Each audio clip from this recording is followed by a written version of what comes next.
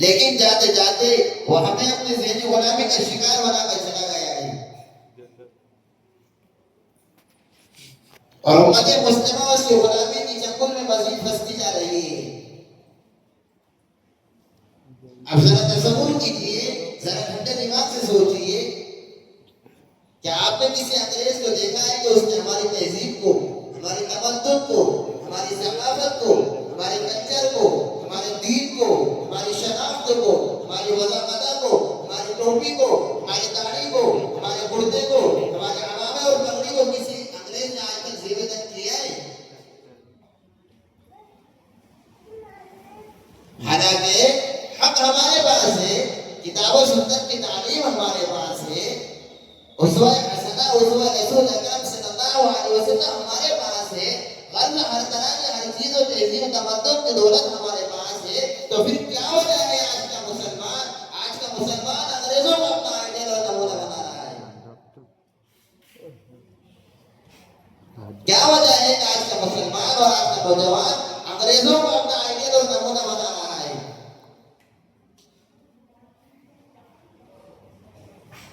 آج اپنی معاشرت کے طور طریقوں کو دیکھ لیجیے، چال چلن کو دیکھ لیجیے، اپنے چہرے موڑے کو دیکھ لیجیے، اپنی وضع قدر کو دیکھ لیجیے، اپنے معاشرت کے طور طریقے کو دیکھ لیجیے، زندگی گزارنے کے اصول و ضوابط کو دیکھ لیجیے۔ اور آج تو ماشاء اللہ انٹرنیٹ کا زمانہ ہے، سوشل میڈیا کا زمانہ ہے، اور ایسے طرح طرح کے ڈرامے اور ایسے طرح طرح کے ناٹک چل رہے ہیں کہ انسان اور ناٹکوں کو اپنانے کے اندر اور ان ناٹکوں کو اپنی زندگی میں لانے کے اندر فخر محسوس کر رہا ہے، چاہے اس کا اسلام سے کوئی تعلق ہو یا نہ ہو، اور ان تمام چیزوں کو پورا کرنے کے اندر پورا سپورٹ والدین کر رہے ہیں، اور اپنی پوری زندگی کی کمائی ان تمام ناجائز چیزوں کو پورا کرنے کے اندر انسان کر رہا ہے۔ آج کے دور کے اندر یہ برتھ ڈے منانا، جنم پیدائش منانا، ویلنٹائن ڈے منانا، ہیپی اینیورسری ڈے منانا، فادر ڈے منانا، ٹیچر ڈے منانا، مدر ڈے منانا، اور اسی طریقے سے منانے کتنے ڈے ہیں جو منائے جا رہے ہیں۔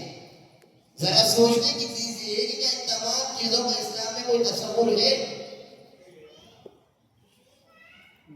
ان تمام چیزوں کا کیا اسلام کے اندر کسی طرح کی کوئی اجازت ہے یا کوئی ثبوت ہے؟ نہیں، اگر نہیں ہے تو پھر امت مسلمہ کی ایک بہت بڑی تعداد ان تمام چیزوں کے پیچھے کیوں بھاگ رہی ہے؟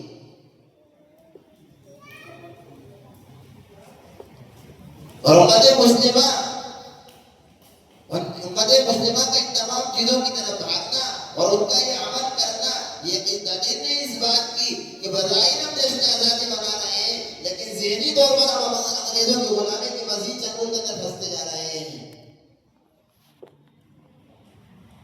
اس لیے ہمیں اس غلامی سے آزاد ہونے کی ضرورت ہے۔ صرف جشن منا لینا کافی نہیں ہے، اپنی معاشرت کو اسلامی سانچے کے اندر لانے کی ضرورت ہے، اپنے طور طریقوں کو نبی اکرم صلی اللہ علیہ وسلم کے طریقے بنانے کی ضرورت ہے، اپنے معاملات کو سنت کے مطابق حل کرنے کی ضرورت ہے۔ اسلام، جیسا کہ میں نے کہا کہ اسلام ہماری مذہب ہے، اسلام عالمگیر مذہب ہے، اسلام تمام ادیان کے اندر محبوب دین ہے۔ ان الدین عند اللہ الاسلام، عزت کے نزدیک تمام دینوں کے اندر محبوب ترین دین اسلام ہے۔ ہم نے مکمل طور پر آزادی کا اختیار دیا ہے،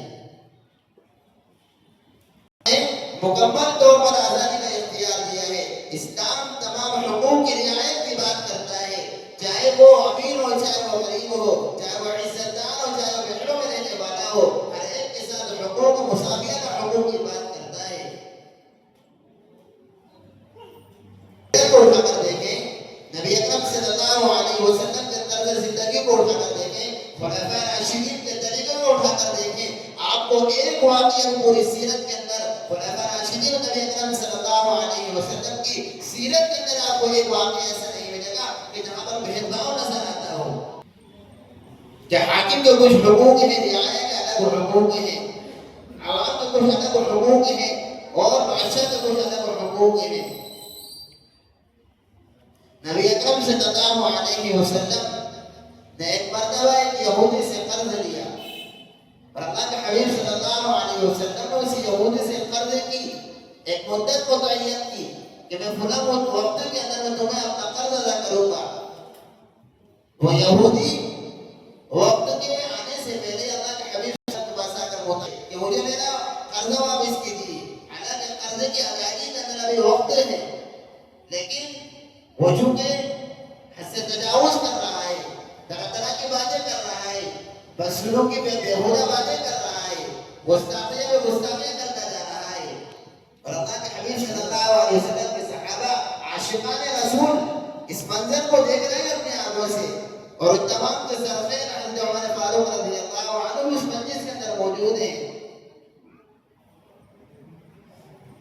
اللہ کے حبیب صلی اللہ علیہ وسلم سے حضرت عمر رضی اللہ عنہ اجازت چاہتے ہیں کہ اللہ کے حبیب صلی اللہ علیہ وسلم ذرا مجھے اجازت دیجیے اس شخص کی میں اصلاح کر دوں۔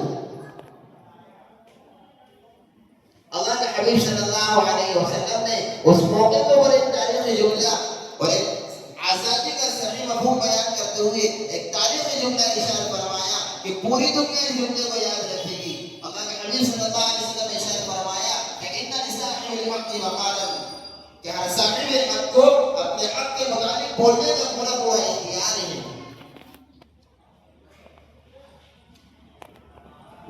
ہر صاحب حق کو اپنے حق کے مطابق بولنے کا پورا اختیار ہے۔ اللہ کے حبیب صلی اللہ علیہ وسلم نے اس شخص کو ڈانٹنے کے بجائے حضرت عمر فاروق رضی اللہ عنہ سے کہا کہ عمر تمہارے لیے بہتر تو یہ تھا کہ تم اس شخص کو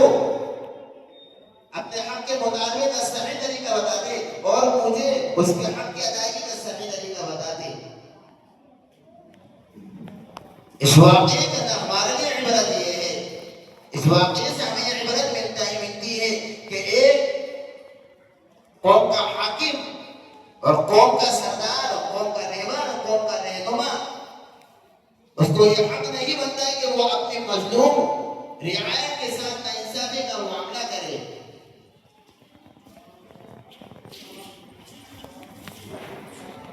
اسی طریقے سے ایک نہیں ہزاروں واقعات آپ کو اس طریقے سے مل جائیں گے کہ جہاں پر اسلام عدل اور مساوات اور انصاف کی بات کرتا ہے۔ جبلنا ایہم غسانی اور اسلام قبول کرنے کے بعد وہ خانہ کعبہ کا طواف کر رہا تھا، تو طواف کرتے کرتے اس کی چادر میں گونا گھسٹ کر جا رہا تھا، تو ایک شخص کا اس کے اوپر پاؤں لگ گیا، تو اس جرموں کے اندر اس شہزادے نے اس شخص کے چہرے کو تھپڑ رسید کر دیا، تھپڑ مارا، اور اس کے بدلے کے اندر اس شخص نے اس کو تھپڑ رسید کر دیا، اور جب اس نے رسید تھپڑ مارا تو اس کی وجہ سے وہ بےتاب ہو گیا، غصے سے لال پیلا ہو گیا، اور اس نے کہا کہ میں اپنی شکایت اپنی بے عزتی امیر المؤمنین حضرت عمر فاروق رضی اللہ عنہ کے پاس لے کر آتا ہوں۔ حضرت عمر فاروق رضی اللہ عنہ نے جب معاملہ سنا تو حضرت عمر فاروق رضی اللہ عنہ نے کہا کہ تم نے جیسا کیا تھا تمہارے ساتھ بھی ویسا ہی کیا گیا، جیسا تم نے اس کے ساتھ کیا تھا ویسا برتاؤ تمہارے ساتھ کیا گیا۔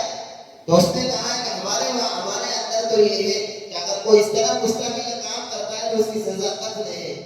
حضرت عمر فاروق رضی اللہ عنہ نے کہا کہ اس طرح دور جاہلیت کے اندر ہوا کرتا تھا،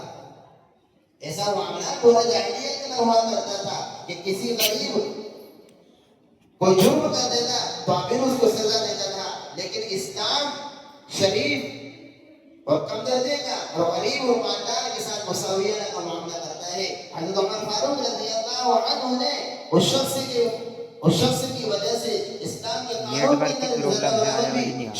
قانون شکنی کو گوارا نہیں کیا، قانون کو توڑنا گوارا نہیں کیا۔ اسی طریقے سے ایک قبیلے مخزومیہ بنو مخزومیہ کی عورت کہ جس نے چوری کا معاملہ کیا تھا، اور اس کی وجہ سے اس کا ہاتھ کاٹا جانا تھا. تو صحابہ نے حضرت اسامہ بن زید رضی اللہ عنہ کو اللہ کے حبیب صلی اللہ علیہ وسلم کے پاس سفارش کے واسطے بھیجا. اور حضرت اسامہ اللہ کے حبیب صلی اللہ علیہ وسلم کو بہت بہت بہت محبوب تھے, بہت پیار کرتے ہیں حضرت اسامہ رضی اللہ عنہ سے.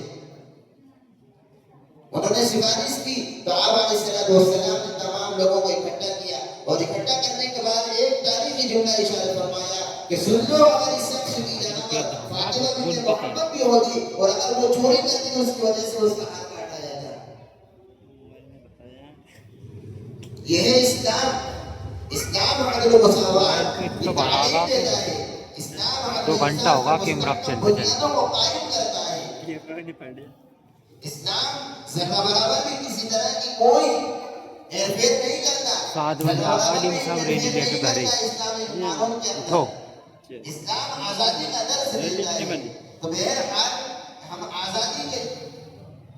جشن منا رہے ہیں اور آزادی کے موقع پر ہم سب یہاں پر جمع ہو رہے ہیں. قرآن کریم کے اندر ٹریکٹر لے جائیں گا یہ فارغ تو اللہ رب العزت ارشاد فرماتا ہے ان فرعون علا فی الارض وجعل اهلها شيعا يستضعف طائفة منهم يذبح ابناءهم ويستحيي نساءهم انه كان من 1 بجے ہے المفسدين. شام کو چلیں ابھی چلے گا 1 بجے ہے کہ ابھی چلے آزادی کیا ہے. ان کا فرعون جس نے عوام کے اوپر ظلم کے پہاڑ توڑ رکھے تھے اور